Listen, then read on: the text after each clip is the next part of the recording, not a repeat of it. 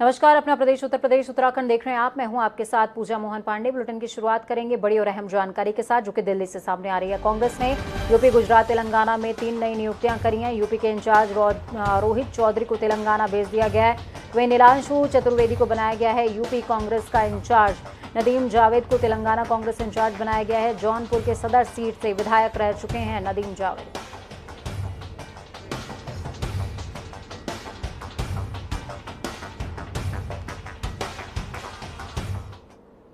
वहीं मुख्यमंत्री योगी आदित्यनाथ गोरखपुर दौरे पर पहुंचे। सीएम योगी ने आज गुरु पूर्णिमा के मौके पर गोरक्षनाथ बाबा की विशेष पूजा अर्चना करी।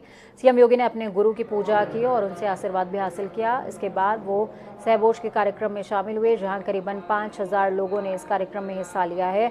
अन्य राज्यों से संत महात्मा भी इस सहभोज में शामिल हुए। इस दौरान सीएम योगी ने कार्यक्रम को संबोधित भी किया। उन्होंने कहा कि आने वाली सदी भारत की है। पूर्णिमा के प्रति हर सनातन हिंदू धर्मावलंबी अपने जीवन में कुछ न कुछ प्रेरणा किसी न किसी से प्राप्त करता है। अपने माता पिता से प्राप्त करता है, अपने बड़े भाई बहन से प्रेरणा प्राप्त करता है, अपने बड़े बुजुर्गों से प्राप्त करता है, अपने स्कूली शिक्षक से प्राप्त करता है, या फिर अपने दीक्षा के गुरु से प्राप्त करता है। यानी उसके जीवन में माता पिता, भाई बहन, बड़े बुजुर्गों के साथ ही शिक्षा गुरु का भी और दीक्षा गुरु का भी उसके जीवन को बनाने में, उसको सजाने संवारने में अपना योगदान होता है। वो एक राह दिखा सकता है। तो वहीं ज्ञानवापी मस्जिद केस में आज जिला जज एके के कोर्ट में सुनवाई हो रही थी। सुनवाई के दौरान हिंदू पक्ष ने अपनी दलीलें पेश करी हैं। हिंदू पक्ष के वकील हरिशंकर जैन ने कोर्ट में कहा कि 1991 का वर्शिप एक्ट किसी भी तरीके से इस पूरे मामले में लागू ही नहीं होता है। मुस्लिम पक्ष जिस जमीन पर अपना दावा कर रहा है, असल में वो जमीन आदि विश्वेश्वर महादेव की है। उस पर जबरदस्ती नमाज पढ़ी जा रही है। फिलहाल कोर्ट ने अगली सुनवाई के लिए गुरुवार यानी कि कल की तारीख मुकर्रर करी है। कल एक बार फिर से हिंदू पक्ष अपनी दलीलें पेश करेगा। आज हमने सुनवाई जो मुस्लिम पक्ष का आर्गुमेंट था कि आर्टिकल 25 के इन्फोर्समेंट के लिए सिविल कोर्ट नहीं आया जा सकता है, उस पर डायरेक्टली सुप्रीम कोर्ट का जजमेंट कोर्ट के सामने रखा, 3 जजेस बेंच का, और वो सारे साइटेशंस कोर्ट के सामने रखे। 1995 सुप्रीम कोर्ट। आम आदमी पार्टी के राज्यसभा सांसद संजय सिंह ने प्रेस कॉन्फ्रेंस करते हुए यूपी के स्वास्थ्य विभाग के ट्रांसफर मामले में सरकार पर जमकर निशाना साधा है। उन्होंने आरोप लगाया कि यूपी में ट्रांसफर और पोस्टिंग के नाम पर दलाली का धंधा चल रहा है। स्वास्थ्य विभाग में मरे हुए डॉक्टरों का भी ट्रांसफर कर दिया गया। सीएम ने मामले में जांच कमेटी तो बना दी, लेकिन कार्रवाई कब होगी? संजय सिंह ने पशु चिकित्सा विभाग में हुए घोटाले को लेकर के भी सरकार को आड़े हाथों लिया है। आप सांसद ने कहा कि सीएम योगी के दूसरे कार्यकाल में पशुपालन विभाग में घोटाला हुआ और 65 करोड़ का बजट 4 महीने में खत्म कर दिया गया। 10 रुपए का, 5 रुपए का, 20 रुपए का, जो जिससे संभव है वो इस तरीके के अभियान में हिस्सा ले। 10 रुपए देश के लिए अभियान ये पार्टी आज से शुरू कर। दूसरा, आपने देखा होगा पिछले इसी रविवार को हम लोगों ने कुड़िया घाट पे सफाई अभियान चलाया था तिरंगा शाखा की ओर से। अब तिरंगा शाखा का काम बहुत तेजी के साथ उत्तर प्रदेश में फैल रहा है। हर जगह हमारे शाखा प्रमुख बन रहे हैं, हर जगह शाखाओं का निर्माण हो रहा है और हम कुछ न कुछ रचनात्मक कार्य हर हफ्ते लोगों को दे रहे हैं। इस बार हम लोगों ने तय किया कि 17 तारीख को फिर से नदी के घाटों पर सफाई अभियान चलाया जाएगा। गाजियाबाद में एक सरकारी विभाग ने दूसरे सरकारी विभाग की जड़ें हिला दी। मामला गाजियाबाद नगर निगम और बिजली विभाग के बीच का।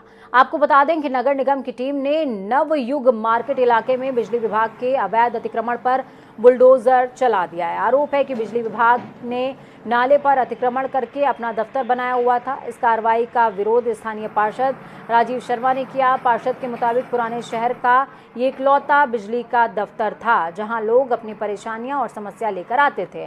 उन्होंने कहा कि नगर निगम को अगर इसे ध्वस्ती करना था तो कम से कम पहले इन बिजली कर्मचारियों को बैठने के लिए कोई जगह तो दे देते। पहले नहीं दिखा, 70 साल पुराना था। आगे की दीवार इन्होंने जब नाला बनाया तो दीवार को मिलाया गया, हमने उनका पूरा का पूरा वो तोड़ दिया और खुद उन्होंने आगे बढ़ के खुद तोड़वाया। लेकिन कम से कम थोड़ा सा ऐसा तो छोड़ दो ना, वो बैठ पाए बेचारे। अब बिजली कर्मचारी भी हैं तो हमारे ही ना, कहीं तो बताओ पुराने शहर में बिजली रात को 11 बजे चली गई तो रात को कहाँ ढूंढेंगे? अब जनप्रतिनिधि होने के नाते मुझे इस चीज की चिंता, कहाँ ढूंढेंगे बताओ। लखनऊ को स्मार्ट सिटी बनाया जा रहा है। हैरान करने वाली बात यह है कि लोक भवन और विधानसभा जहां से बड़ी बड़ी योजनाओं का खाका तैयार होता है, वहां से सिर्फ 9 किलोमीटर की दूरी पर लोग सुबह शाम मौत के मुंह से निकलकर अपना सफर तय कर रहे हैं। दरअसल गऊ घाट इलाके में 5 दशक से ज्यादा के वक्त से लोग एक पीपी के पुल से अपना सफर तय करते आ रहे थे, लेकिन जर्जरपुर के ड्रम में लीकेज होने के चलते पुल टूटकर गोमती नदी के किनारे पहुंच गया। अब नदी के दूसरे छोर पर रहने वाली आबादी एक नाव के सहारे अपने आवागमन को आगे बढ़ा रही है। शहर में आने के लिए कारोबारी, बूढ़े और बच्चे, स्कूल जाने वाले लोग नाव के सहारे आने जाने को मजबूर हैं। स्मार्ट सिटी बनाने की कवायद है। लोक भवन, विधानसभा 9 किलोमीटर दूर है और ये हालात हैं गोमती नदी के, जहां पर एक बहुत बड़ी आबादी गोमती नदी के उस पार रहती है, लेकिन उन्हें आने जाने के लिए इस नाव का सहारा लेना पड़ता है। और ये नाव अगर नहीं होगी तो ये बच्चे स्कूल नहीं जा पाएंगे, लोग अपने कारोबार पर नहीं जा पाएंगे। अब इस नाव में भी छेद हो चुका है, इसमें भी पानी आने लगा है और इस नाव में रिस्क है क्योंकि रात में लोग इसी नाव से सफर करते हैं और इस नदी को पार करने के लिए इकलौती इसी नाव का सहारा लेते हैं।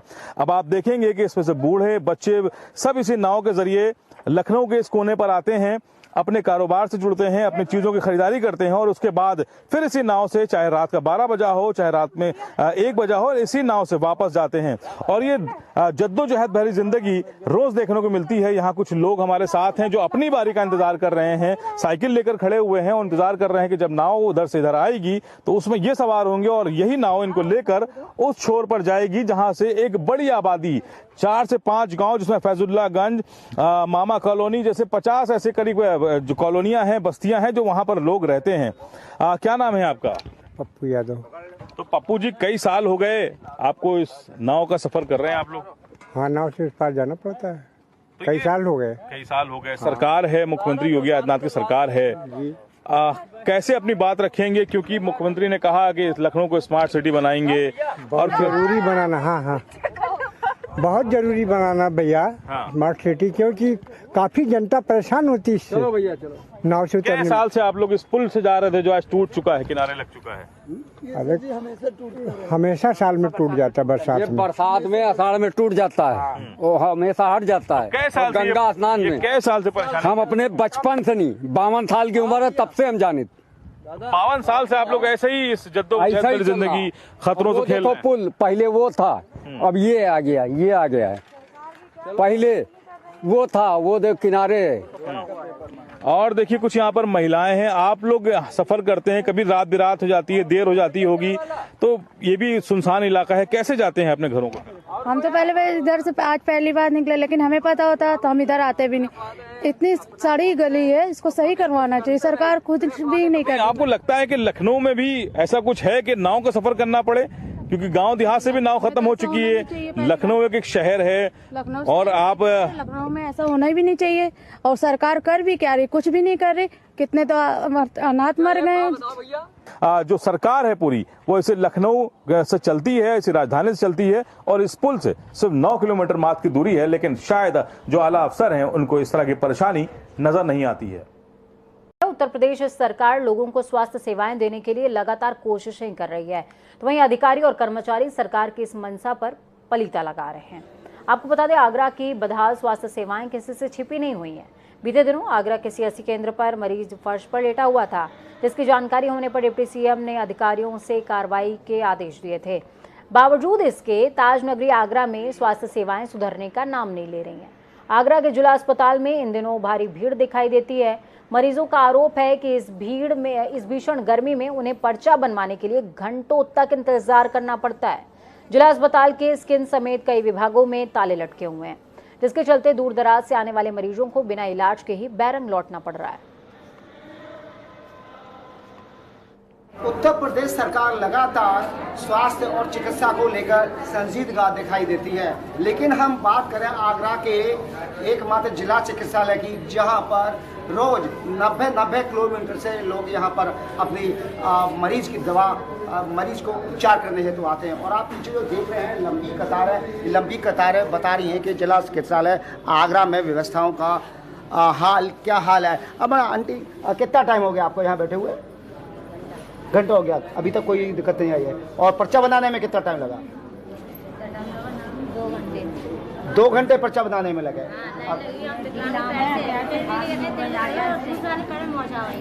तो किस तरीके से यहाँ पर जूझना पड़ता है एक मरीज को कि पहले पर्चा बनवाने के लिए घंटों जद्दोजहद करनी पड़ती है, उसके बाद डॉक्टर्स को दिखाने के लिए यहाँ पर कतार में खड़ा रहना पड़ता है।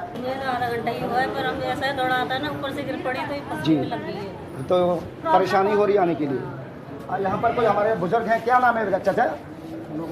हाँ, कितनी देर से हो यहाँ पर? आप 1.5 घंटा है वो। तो इस तरीके से यहाँ पर रोज प्रतिदिन या मरीज दूर दराज क्षेत्र से आते हैं, क्योंकि आगरा का जो क्षेत्रफल है बहुत लंबा है। खीरागढ़ ताजपुर से लेके बाहर तक, जो कि 180 किलोमीटर के आसपास का परिक्षेत्र है। और आगरा के चिकित्सा की व्यवस्थाओं की बात करें तो यहाँ पर 4 डॉक्टर्स थे हड्डी रोग के विभाग के अंदर, लेकिन अब लोगों का ट्रांसफर हो गया चिकित्सक का। अब यहाँ पर सिर्फ एक चिकित्सक ही लोगों का उपचार कर रहा है, मरीजों का उपचार कर रहा है, जिससे यहाँ पर अव्यवस्थाओं का अंबार लगा हुआ है। और उत्तर प्रदेश सरकार को समझना चाहिए कि जिस तरीके से सरकार दावे करती है, क्या वाकई में जमीनी हकीकत पर, जमीन पर क्या मरीजों को उपचार मिल रहा है? ग्राउंड जीरो से प्रदीप रावत, जनता टीवी। रायबरेली के डलमऊ थाना इलाके में बदमाशों और पुलिस के बीच में मुठभेड़ हो गई। मुठभेड़ के दौरान ईरानी गैंग के 2 बदमाश इरफान और इजमाम को पैर में गोली लगी। घायल बदमाशों को जब पुलिस रायबरेली के जिला अस्पताल लेकर पहुंची तो निगरानी के लिए तैनात लापरवाह पुलिसकर्मी गाड़ी में सोते पाए गए। लापरवाही का सिलसिला यही नहीं रुका। बदमाशों की हालत बिगड़ने पर पुलिस दोनों को लेकर लखनऊ ट्रॉमा सेंटर पहुंची, जहां आज सुबह दोनों बदमाश पुलिस वालों की आंखों में धूल झोंककर 9-2-11 हो गए। वहीं जब पुलिस वालों को इसकी खबर लगी तो महकमे में हड़कंप मच गया। फिलहाल मामले में एक एसआई, एक दीवान समेत 7 पुलिसकर्मियों के खिलाफ मुकदमा दर्ज करते हुए उन्हें सस्पेंड कर दिया गया और फरार बदमाशों की तलाश की जा रही है। लापरवाही सामने आई है।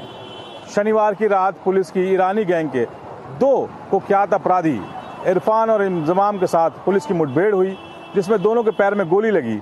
रायबरेली पुलिस ने उनको वहां के लोकल अस्पताल में पहले इलाज के लिए भर्ती कराया, जहां के वीडियो सामने आए कि वहां पर जो पुलिस लेकर गई थी जीप में सोती पाई गई थी। वहां से पुलिस जब उनको लेकर लखनऊ पहुंची, क्योंकि उनकी हालत बिगड़ रही थी, उनके पैरों का इलाज कराना था, पुलिस लखनऊ के इसी ट्रामा सेंटर में जब लेकर पहुंची, आज यानी कि बुधवार को पुलिस उनको लेकर यहां पहुंची थी और इलाज कराने के लिए ट्रामा सेंटर में भर्ती कराना था। लेकिन इसी बीच जो 2 बदमाश थे ईरानी गैंग के, इरफान और इंजमाम, पुलिस को चकमा देकर फरार हो गए। इस मामले में पुलिस ने फिलहाल अभी 7 पुलिसकर्मियों के खिलाफ मुकदमा दर्ज किया है। चौक थाने में, लखनऊ के चौक थाने में उनके खिलाफ लापरवाही का मुकदमा दर्ज हुआ है, जिसमें 1 दरोगा, 1 दीवान और 5 सिपाही शामिल हैं। इसके अलावा रायबरेली पुलिस ने उन पर कार्रवाई की है और 7 पुलिसकर्मी हैं, सभी को फिलहाल सस्पेंड कर दिया गया है। लेकिन इस तरह की बड़ी लापरवाही पुलिस पर जरूर सामने आई है, क्योंकि जिस तरह से वो कुख्यात अपराधी थे, उनके साथ 7 पुलिसकर्मियों को भेजा गया, लेकिन इसके बावजूद वो पुलिस को चकमा देकर इसी ट्रामा सेंटर से फरार हो गए हैं। अब पुलिस उनकी तलाश में जुटी है, लेकिन देखना होगा कि ये बदमाश दोबारा पुलिस के हाथ कब लगते हैं। जबकि रायबरेली पुलिस का मानना है कि इसी तरह के उनके जो साथी थे उनको भी पहले पकड़ा गया था और वो भी पुलिस को चकमा देकर फरार हो चुके थे। कैमरा पर्सन रियाज के साथ फखरुद्दीन दुबई, जनता टीवी, लखनऊ। इटावा के कल्याणपुर गांव में मंगलवार को सपा नेता की पीट-पीटकर हत्या कर दी गई। हत्या के शिकार हुए गिरजेश राजपूत सपा यूथ विंग के विधानसभा उपाध्यक्ष थे। सिटी एसपी कपिल देव सिंह ने बताया कि दो गुटों के बीच में हुए विवाद में सिर पर गंभीर चोट लगने के बाद गिरजेश को इलाज के लिए अस्पताल ले जाया गया, जहां पर डॉक्टरों ने उन्हें मृत घोषित कर दिया।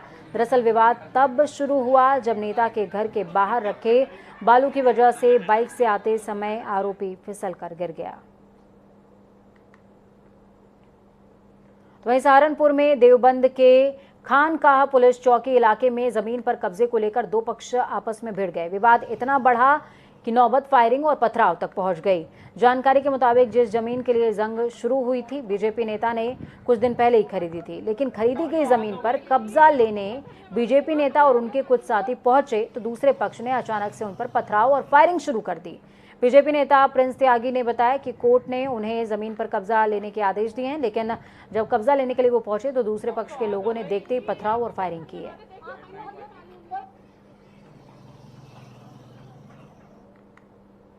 वहीं गंगोत्री धाम में विवेकानंद फाउंडेशन की ओर से आधुनिक सुविधाओं से लैस अस्पताल शुरू किया गया है, जिसमें तीर्थयात्री, स्थानीय व्यापारी, गंगा पुरोहितों और तमाम लोगों को मुफ्त सुविधा मिल रही है।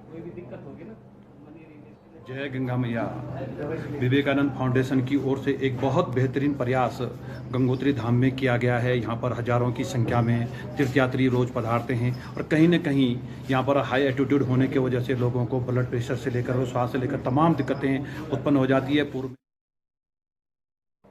हल्द्वानी में जल संस्थान के संविदा कर्मचारियों ने जल संस्थान प्रशासन के खिलाफ मोर्चा खोल दिया है। शहर में जल संस्थान के कई नलकूपों, पेयजल व्यवस्था और ऑफिस में लगे 190 संविदा कर्मचारियों ने 2 महीने से वेतन नहीं मिलने का आरोप लगाया। संविदा कर्मचारियों का यह आरोप कि 1 साल पहले हुए समझौते को भी जल संस्थान प्रशासन लागू नहीं कर रहा है, लिहाजा कर्मचारी अब हड़ताल पर जाने को मजबूर हैं।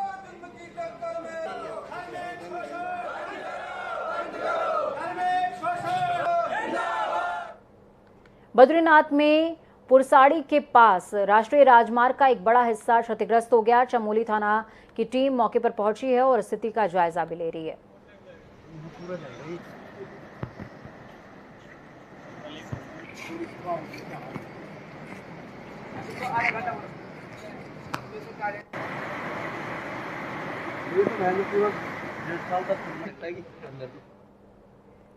सावन के पावन महीने की शुरुआत तो हो चुकी है। कल से शुरू होने वाली कांवड़ यात्रा को लेकर रास्ते में टी स्टॉल सजाए गए हैं। 2 साल के बाद होने वाली कांवड़ यात्रा को लेकर पुलिस प्रशासन अलर्ट मोड पर है। तो वहीं बुधवार को पुलिस की लगने वाली ड्यूटी की ब्रीफिंग मंगलवार को हुई, जिसमें पुलिसकर्मियों को वरिष्ठ पुलिस अधीक्षक ने उनकी ड्यूटी किस जगह पर लगेगी उसकी जानकारी साझा की है।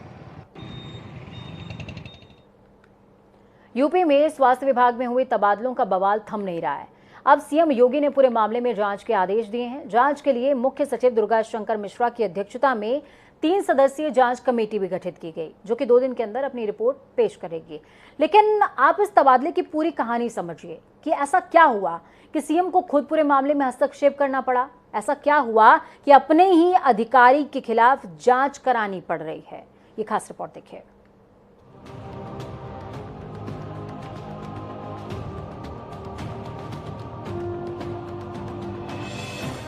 उत्तर प्रदेश का स्वास्थ्य विभाग गड़बड़ झालों की एक नजीर पेश कर रहा है। एक के बाद एक नए मामले सामने आ रहे हैं। कभी पशुपालन विभाग में दवाओं की खरीद में 50 करोड़ का घोटाला हो जाता है, तो कभी मंत्री जी की गैर मौजूदगी में टेबल के नीचे से तबादलों की सूची को मंजूरी दे दी जाती है। और मंजूरी ऐसी कि जिसमें 6 महीने से लेकर 2 साल पहले तक के मृत डॉक्टरों का तबादला हुआ हो।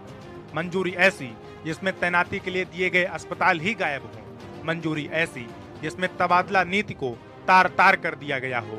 मंजूरी ऐसी कि अधिकारियों को अपने ही अधिकारियों के खिलाफ जांच करनी पड़ जाती है।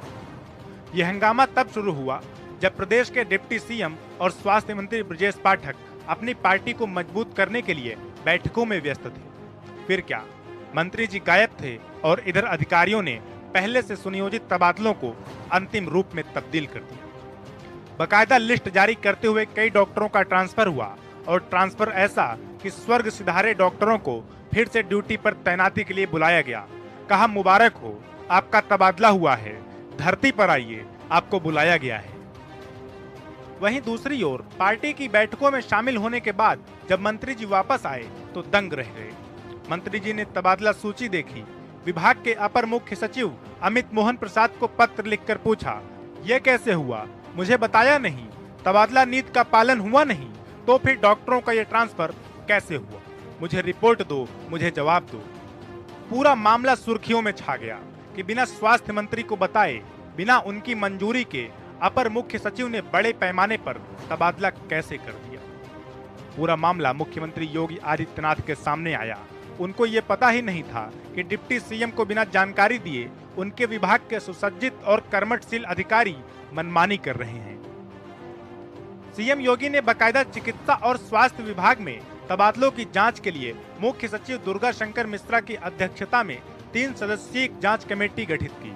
जांच कमेटी को तबादलों को लेकर मिली शिकायतों की जांच कर 2 दिन में रिपोर्ट प्रस्तुत करने के निर्देश दिए हैं। लेकिन जांच का क्या, वो तो हमेशा की तरह चलती ही रहेगी। पिछले मामले में भी हुई थी, अगले मामले में भी होगी। लेकिन लापरवाही और भ्रष्टाचार की जो नजीर अधिकारी पेश कर रहे हैं, उसका क्या? दवाओं की खरीद में जो 50 करोड़ रुपए का घोटाला हुआ, उसका क्या? प्रदेश के अस्पतालों में अव्यवस्थाओं से जो मरीज जूझ रहे हैं, उसका क्या? ये तबादलों की रेल में जो रेलम रेल लगी हुई है, उसका क्या? कौन देगा जवाब? आखिर कौन है जिम्मेदार? क्योंकि हर बार जांच की बात कहकर मामले को समुद्र की गहराई वाली खामोशी में दबा दिया जाता है। विशाल त्रिपाठी, जनता टीवी।